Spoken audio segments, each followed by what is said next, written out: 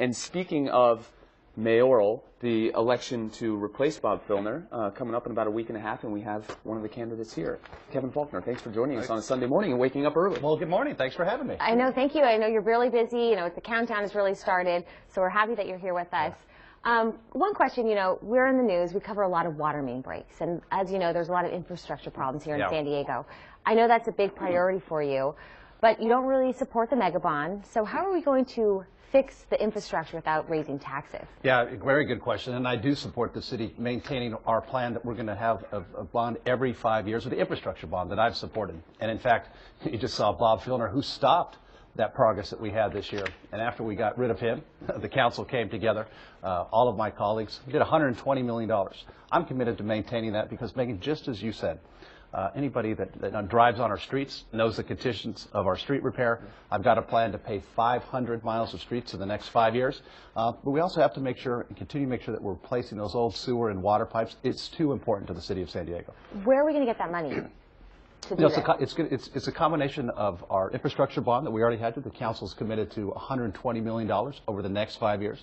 But my plan calls on adding more of that. And so as our economy gets better, we're going to add more cash financing to that question, because we need to make sure we're doing the right things.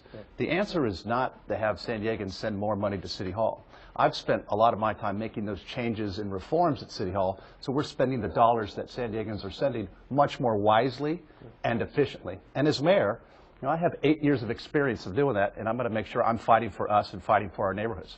We're about a week and a half away from the election. I know you're busy. You're out knocking on doors. You're making phone calls. A lot of us, we get things in the mail. We're hearing a lot of ads on radio. We're hearing a lot of ads on television as well. And a lot of those ads, especially as we get down the home stretch here, are negative ads. Both sides. Yeah.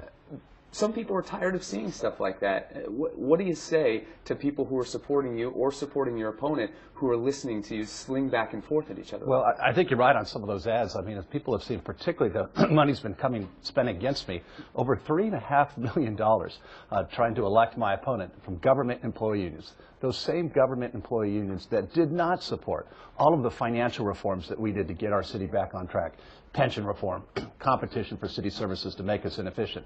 So I'm fighting real hard. We have a campaign being supported by San Diegans, not these out-of-town government employee unions that are spending millions of dollars. And we're going to continue to push that message forward that I'm going to be a mayor that has 8 years of experience, makes those tough decisions for San Diego neighborhoods. And Greg, that's what our city needs right now. But as far as the ads, I mean, what's to stop you or your opponent, somebody, from just taking the higher road? Why do we see these, and not just in local politics, but all across the board? I mean, why are these messages out there? Maybe they're effective, but couldn't you take the higher road? Well, I think you look at the ads that we've done. We got a lot of great feedbacks on them. On, you know, the ad I have with Jerry Sanders, who's been supporting my campaign.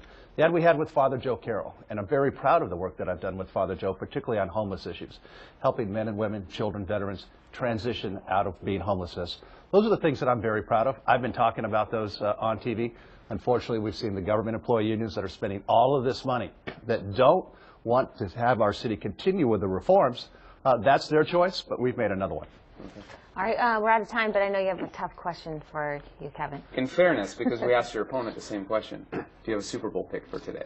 Yeah, you know, as a Charger fan, how could you ever root for the Broncos? So, sorry, I'm going for. I'm going to have to go for Seattle. Well, we found at least one thing that you and your opponent agree on. There you go. You're both Seahawks fans for today. Enjoy the day, enjoy the game. I know you're going to be out there. You're busy, but thanks for joining us on Sunday morning. He's from Denver. That's why he's originally. That's okay. But he's That's also okay. a Chargers fan, right? I don't have a lot of around here. Next year we want Phillip Rivers and the Chargers in there. Exactly. That's what we want. He had a big year. Comeback Player of the Year was announced last night. Awesome. Thanks for joining us, guys. Thank you. Yeah, thank you for joining us.